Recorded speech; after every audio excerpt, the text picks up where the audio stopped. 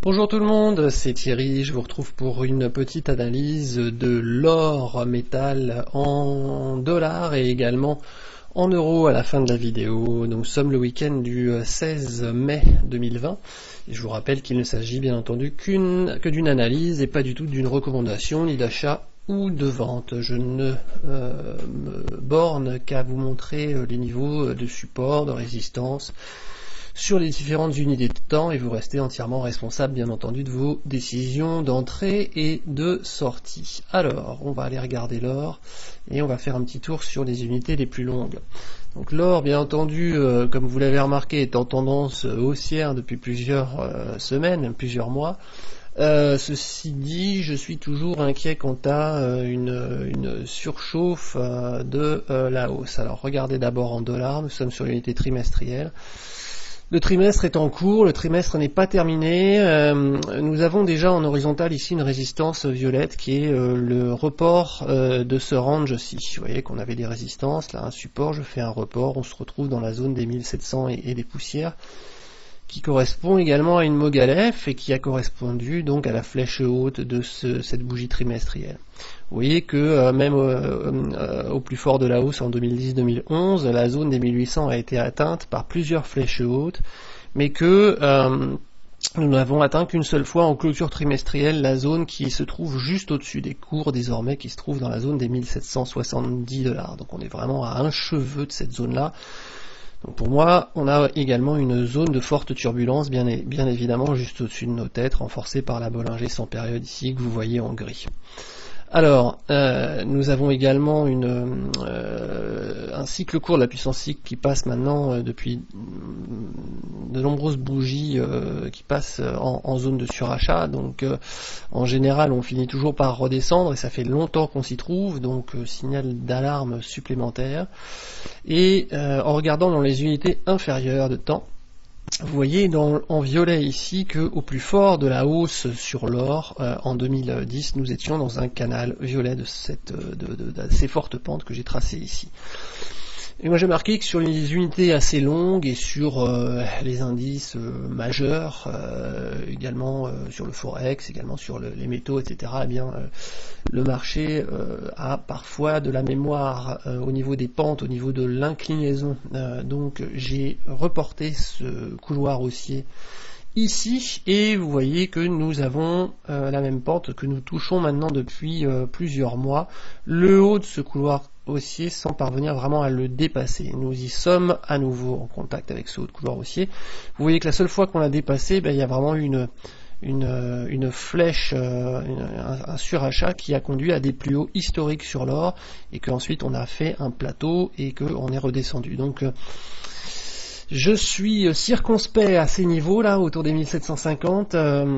Pour avoir une hausse saine sur l'or, je pense qu'il vaudrait mieux qu'on prenne son temps et qu'on reste au moins dans ce canal violet plutôt que d'essayer de le dépasser par le haut, parce que vous avez vu ce qui s'est passé la dernière fois que ça s'est produit, même si aujourd'hui c'est pas pareil, même si c'est la crise du coronavirus, etc., etc.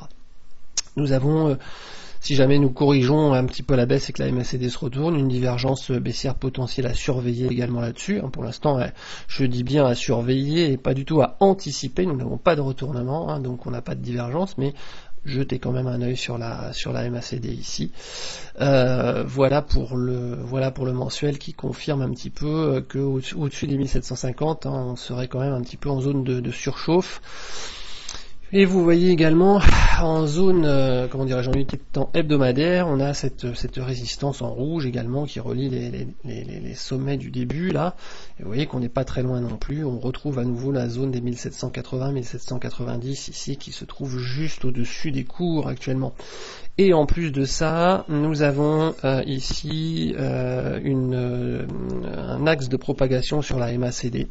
Je vais faire un petit zoom en arrière sur 1000 unités de temps pour regarder uniquement la MACD. Regardez, vous voyez, si je relie les tops ici, ici, ou si je regarde les tops qui sont ici, ici et ici, eh bien on se rejoint globalement sur la zone de la MACD actuelle. Ça veut dire que il y a une possibilité que la MACD choisisse cette zone pour se retourner à la baisse, et en général, eh bien, c'est un signal précurseur de la baisse, ou en tout cas d'une correction plus ou moins forte des cours. Donc voilà, je suis très prudent.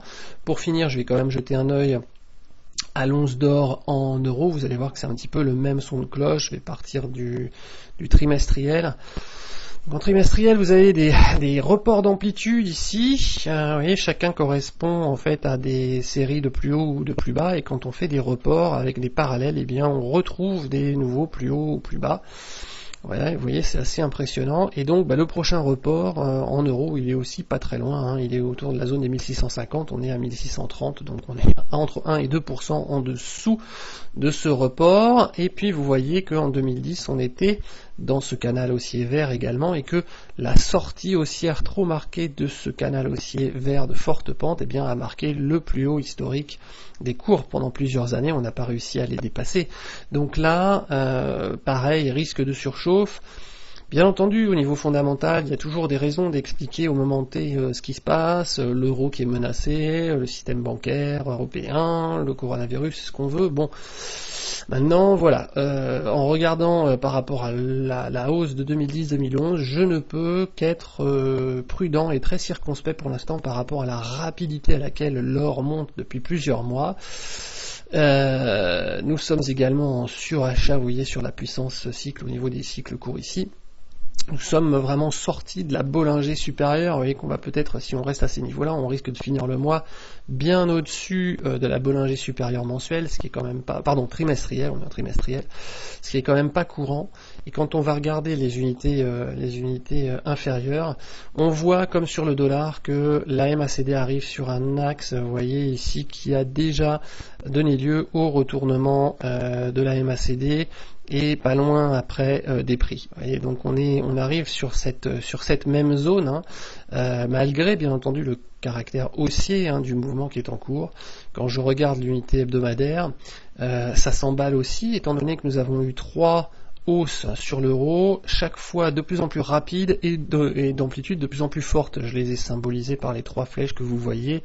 La rouge, puis la verte, plus forte, plus vite, et puis la bleue encore plus fort, encore plus vite, malgré une correction intermédiaire qui nous a ramené au point de départ. Bon, ça c'était vraiment la crise du coronavirus, mais vous voyez qu'on a déjà rattrapé, qu'on est déjà remonté avec, finalement en termes de timing, une hausse encore plus rapide en termes de fenêtre de temps. Et là aussi on retrouve une MACD qui se retrouve proche du plus haut récent. Donc je ne sais pas s'il va y avoir une correction, je ne sais pas quelle sera son amplitude. En tout cas, au niveau actuel, je continue d'être très circonspect quant à une progression de l'or. Il me semble tout simplement que sur les semaines qui viennent, il n'y a pas beaucoup à gratter à la hausse et que le risque de baisse, de correction augmente. Donc je fais très attention. Voilà, je ne vous invite pas du tout à vendre ou à alléger des positions ou à acheter à tel ou tel niveau. Je vous partage simplement le fait que je suis prudent, que nous sommes bien entendu en tendance haussière, mais que je surveille en ce moment plus que jamais le moindre signe de faiblesse de l'or pour être capable de réagir rapidement s'il le fallait. Je vous souhaite un excellent week-end.